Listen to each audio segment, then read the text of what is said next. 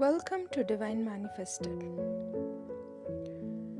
Today, let's try to understand why something triggers us and what's actually going on underneath that reaction. To give you a real example from my own experience, I used to deeply get triggered when someone tells me what to do or dictates how I should be doing it. If you've ever felt that instant surge of heat, defensiveness, or tension the second someone tries to correct or control you, you know exactly what I'm talking about. Before we dive into why this happens, I want to say one thing.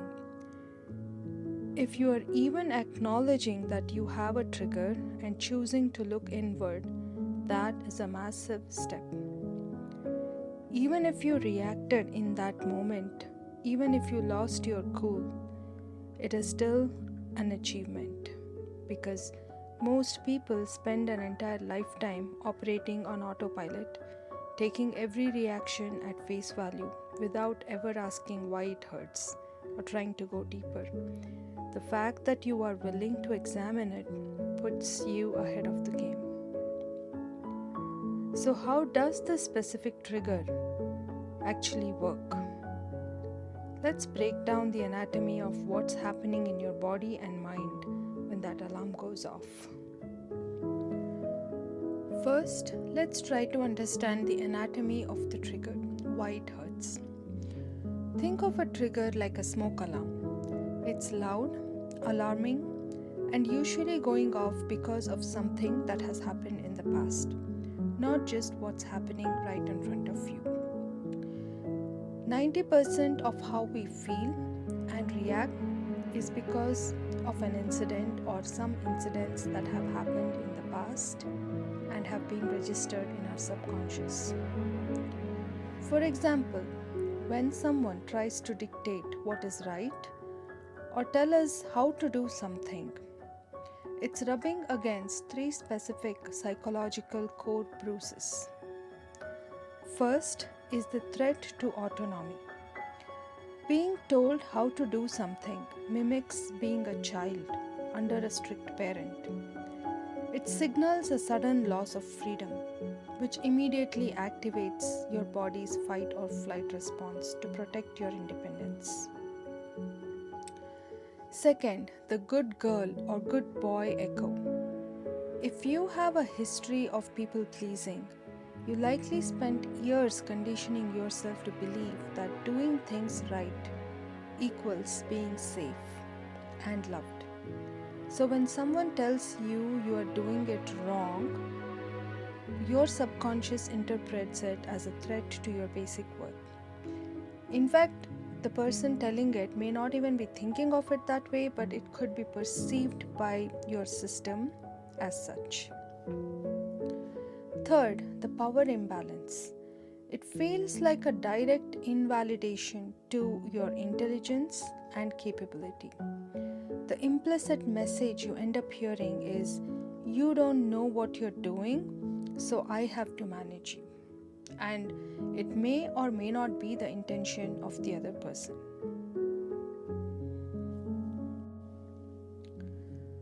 Now let's look at the core beliefs to examine. To reach a state of neutrality, we have to look at the invisible rules we are holding on to in our subconscious. There are three common limiting beliefs that fuel this specific trigger. The first belief is, if someone corrects me or judges me, my worth or capability is being diminished.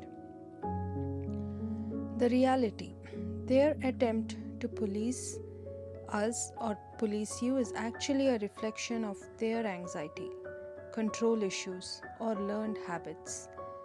It has nothing to do with your actual competence. Now, the shift to neutrality would be, they have an opinion on how this should be done. Their opinion does not define my reality or my competence. The second belief is, I need them to agree with my way of doing things for me to be okay. This is not true. The reality is, when we get defensive, We are often secretly trying to force the other person to validate us and say, yes, your way is fine too. The shift to neutrality would be to understand or to tell yourself that I don't need their permission or validation to do this in my way, and I am allowed to be misunderstood or disapproved of. It's okay if other people misunderstand or disapprove of my ways. The third belief is that conflict or disapproval is dangerous, which is definitely not true. The reality is that people pleasing is a survival mechanism to keep the peace. When you stand your ground, your nervous system feels a lingering buzz of danger because you dare to choose yourself over other people's comfort. The shift to neutrality would be that I can handle their discomfort or mood and I am safe even if they are annoyed. Of course, this is for the regular everyday situations that I'm talking about. It's definitely not for when there is a physical abuse involved, or if the abuse is over the limit. You have to do the right next steps.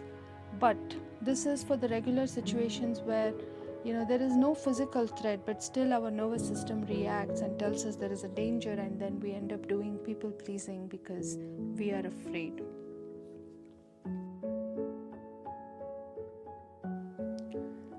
Finally, let's talk about how to work on it. Reaching neutrality isn't about ignoring the situation. It's about retraining your nervous system so it stops viewing someone else's control attempt as an emergency. Here are some steps you can use. First is to separate the sticky notes, what I call as separate the sticky notes. Imagine their words as sticky note they are trying to paste onto your forehead, saying something like, "You are doing that wrong." Neutrality means letting them hold that sticky note without reaching to grab it from them. When someone tries to police you, mentally say to yourself, that belongs to them.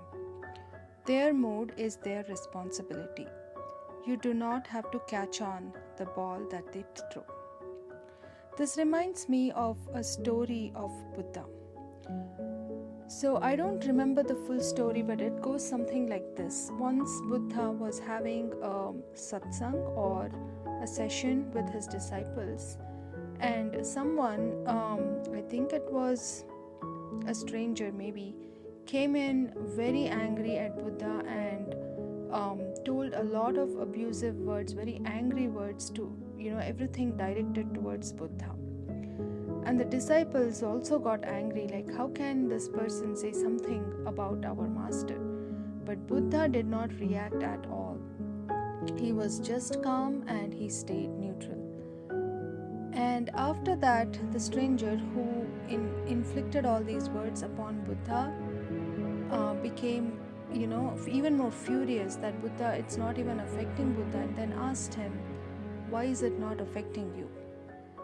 And Buddha said, if someone gives you a gift, and if you do not take that gift, who does that gift now belong to? So the person says, of course it belongs to the person who is trying to give it to you.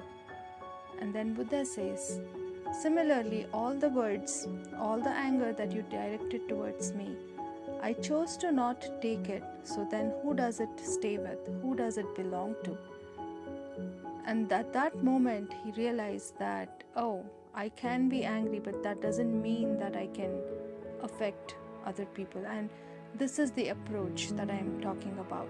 If someone is trying to give their frustrations to you or trying to put a sticky note on you, you do not have to grab it, take it, and try to defend or be angry on like, why did they give it to you in the first place? You just don't have to take it. The second step is to burn calories on the internal yes. When you try to defend something, when you become defensive, a lot of energy goes in that. Instead, if you recognize that sticky notes and then give it back to them, then you can focus all your energy on your internal state. So we waste so much energy trying to argue the external no to the other person. Instead, focusing entirely on your internal yes, telling yourself, yes, I am choosing to handle this my way. Yes, I am choosing this path. When your internal alignment is 100% solid, you do not need to fight anyone else externally because you have already won inside your own mind. And then the last step is to practice the gray rock or soft boundary. When you state what you want, keep your tone factual, low energy, and completely devoid of defensive explanations. This is the key, keeping your tone factual, low energy, and completely devoid of defensive explanation. Explaining yourself is a subtle form of seeking approval. For example, instead of getting triggered and defensive and saying, well, I'm doing it this way because it makes more sense and you always try to tell me what to do, try a neutral, firm response.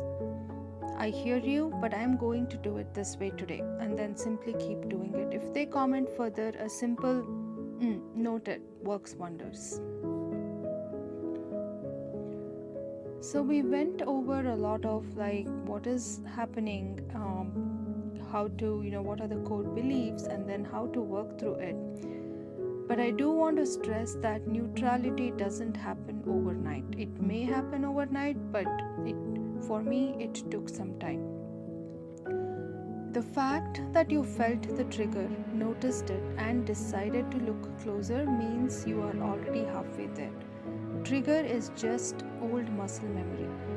Keep choosing your way, let others sit with their own moods, and eventually that internal alarm system will stop ringing. Honestly, for me, the hardest part was sitting with the discomfort.